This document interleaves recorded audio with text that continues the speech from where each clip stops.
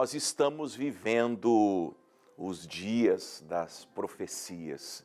As profecias verdadeiras são aquelas que foram feitas por Jesus, pelos apóstolos, pelos profetas.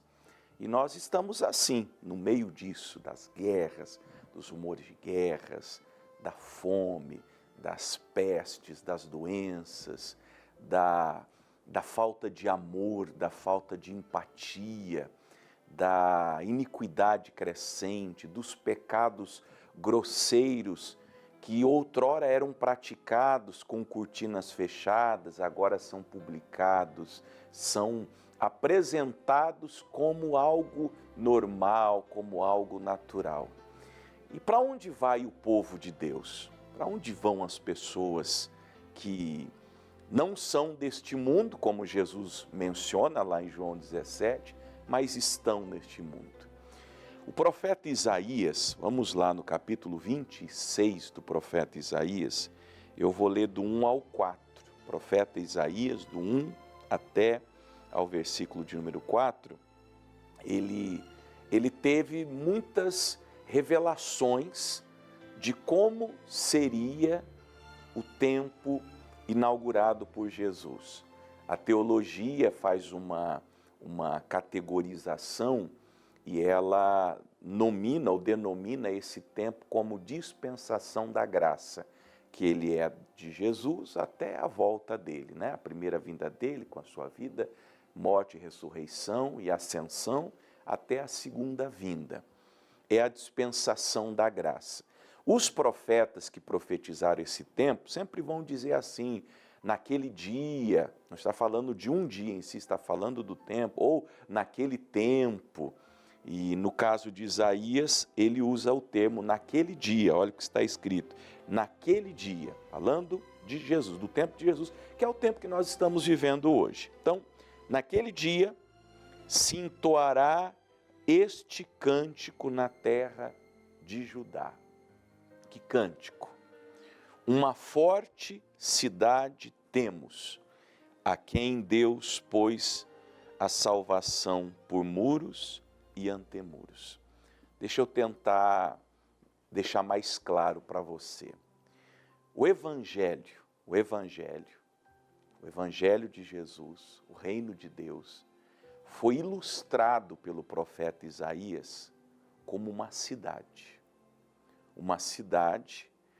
com muros e com antemuros.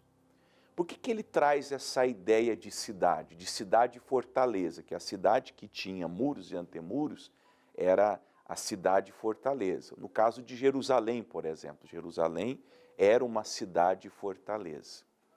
Porque ali dentro, quem estivesse dentro da cidade estaria seguro. É assim no Evangelho. Toda pessoa que entra no Evangelho está segura, porque os muros e os antemuros, eles redundam em salvação. Salvação da alma, salvação do coração, salvação das coisas que acontecem nesse mundo. Agora, eu estive orando e meditando nessa madrugada. A maioria das pessoas, possivelmente eu esteja falando com você, ainda não entrou na cidade do Evangelho. Você é alguém que fica próximo. Imagine você perto da cidade da salvação. Você ouve as canções, porque estando perto da cidade, você consegue ouvir as canções, os louvores. Possivelmente, em algum momento, você tem alguma comunhão com os cidadãos dessa cidade. Porque quando eles saem, principalmente quando eles saem para obedecer o mestre, o rei dessa cidade, que é o Cristo, e eles saem para anunciar as boas novas, e nas boas novas eles estão convidando as pessoas a entrarem na cidade da salvação, você tem alguma comunhão. Pode ser que você tenha um amigo cristão. Uma pessoa que sempre que as coisas ficam difíceis, você vai a ela, pede uma oração, pede um conselho, você tem uma comunhão gostosa com essa pessoa. De onde você está, do lado de fora, você tem às vezes até algum contato visual com o rei, porque vez ou outra ele aparece na torre e você tem uma visão do rei, algum tipo de favor, porque ele é tão gracioso que até aqueles que estão fora da cidade são atendidos por ele. De modo que você recebe uma bênção de vez em quando, você recebe uma graça, você recebe um milagre, mas você ainda não entrou na cidade.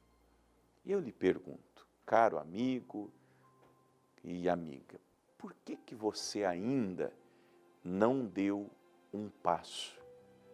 Por que você ainda não foi na porta dessa cidade que se chama Jesus? Em João 10, Jesus diz, eu sou a porta das ovelhas.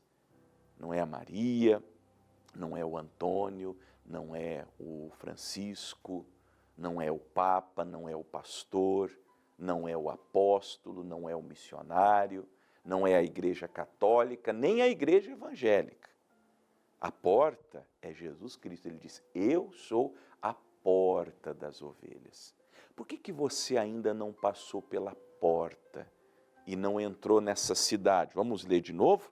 Naquele dia se entoará este cântico na terra de Judá.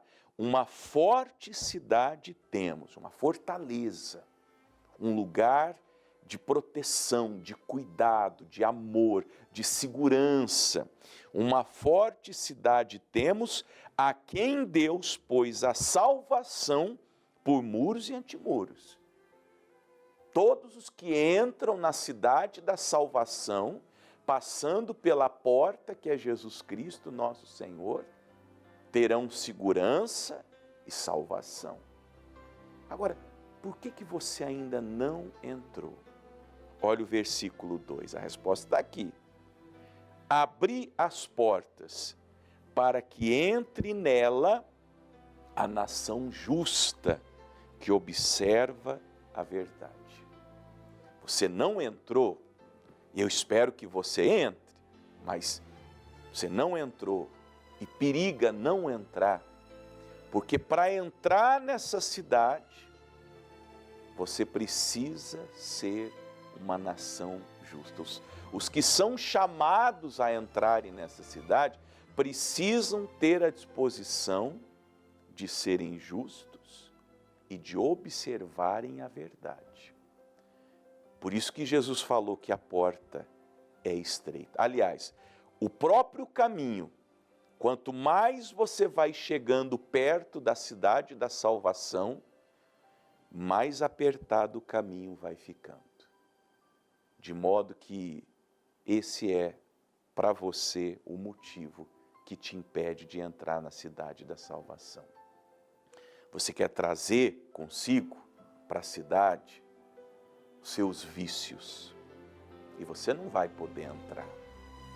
Você quer trazer para a cidade os seus pecados, e com os seus pecados você não vai entrar. Você quer trazer os seus maus sentimentos, as suas mágoas, os seus ódios, as suas invejas, os seus rancores. Você quer trazer junto consigo os espíritos imundos que estão com você enquanto você ainda está fora e você serve esses espíritos. De modo que, à medida que você vai se aproximando, e é assim que acontece, as pessoas vão se aproximando, elas começam a ficar desconfortáveis. Eu não vou falar de ninguém, eu vou falar de mim. Quando eu ouvi aqueles que bradavam, as vigias, as sentinelas que bradavam para que eu entrasse na cidade, quando o Espírito Santo dessa cidade começou a me chamar pelo Evangelho, e eu comecei a me aproximar dos muros, eu comecei a me sentir desconfortável. a pregação, aquilo que era bradado, a maneira de como eu deveria viver em santidade, em justiça, amando o meu próximo, perdoando aqueles que me faziam mal. Eu confesso para você que foi difícil. Eu não vou dizer que eu periguei não entrar, porque eu queria entrar, mas foi muito desconfortável para mim. E eu discordei no meu coração, eu tive grandes lutas, eu tive grandes batalhas no meu coração, na minha alma, porque tudo aquilo que estava sendo apregoado como uma liberação, uma chave para que eu pudesse entrar na cidade, era contrário a tudo aquilo que eu era, que eu sentia, as impressões que eu tinha da vida, a maneira como eu tinha vivido até aquele instante. E eu tinha que me despir de tudo, da vaidade, do orgulho, da soberba, dos pecados, porque as portas se abrem, mas só entra a nação justa que observa a verdade. No profeta Isaías mesmo está escrito: o imundo não passa, o sujo não passa. Deixa eu dizer a você que quer viver em promiscuidade, negando sua natureza. Você pode estar frequentando uma igreja que se diz inclusiva e te aceita pecando, fumando, bebendo, mentindo. A igreja é inclusiva, pode ser, mas a cidade não.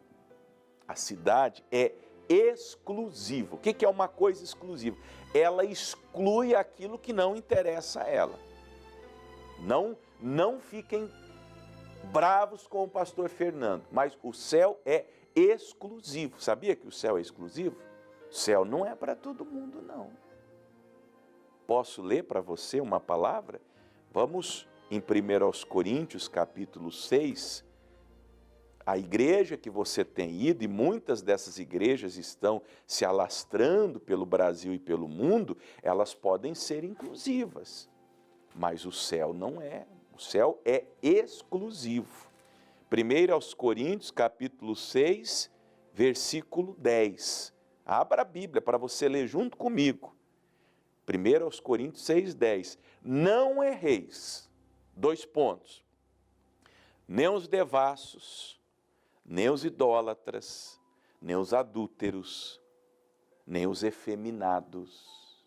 Aqui, ó, nem os efeminados. Tem um pastor em São Paulo, eu não posso falar o nome dele, é de René Kivitz, que ele falou que tem que atualizar a Bíblia. Nem os sodomitas, nem os ladrões, nem os avarentos, nem os bêbados, viu? Nem os bêbados. Meu pastor bebe cerveja, não vai entrar. Meu pastor bebe vinho, aqui na minha igreja bebe vinho, não vai entrar. Não vai entrar. Nem os maldizentes, nem os roubadores herdarão o reino de Deus. Não vai. Não herdarão o reino de Deus. As portas, vamos voltar para Isaías, as portas estão abertas. Hoje você pode entrar se você quiser. Hoje você pode aceitar Jesus se você quiser. Abrir as portas, e já abriu. Jesus abriu a porta do reino para nós. Mas vai entrar nela a nação justa que observa a verdade. Então, pastor, o senhor está dizendo que eu, porque estou com essas coisas na minha vida, não vou entrar? Eu não estou dizendo nada, eu só estou replicando o que está escrito na Bíblia Sagrada. Não vai. Pastor, mas o senhor fala assim, o senhor não tem um pingo de amor no coração? Contrário, tem que ter muito amor no coração para falar as coisas que eu falo, como eu falo, porque eu tenho muito amor pelas almas. Eu quero ir para o céu e quero que você vá para o céu também, por isso que eu prego como eu prego. Versículo 3, tu conservarás em paz aquele cuja mente está firme em ti, porque ele confia em ti. Confie em Deus e entre, para que você viva em paz na cidade da salvação. E confie no Senhor perpetuamente, porque o Senhor Deus é uma rocha eterna. Essa cidade, cidade da salvação, no Evangelho de Jesus, é uma rocha eterna, nunca será abalada. Agora, aqueles que estiverem fora da cidade, fora da salvação, fora do Evangelho, perecerão. Porque Deus amou o mundo de tal maneira que deu o seu Filho unigênito, para que todo aquele que nele crê não pereça, mas tenha a vida eterna. Amém?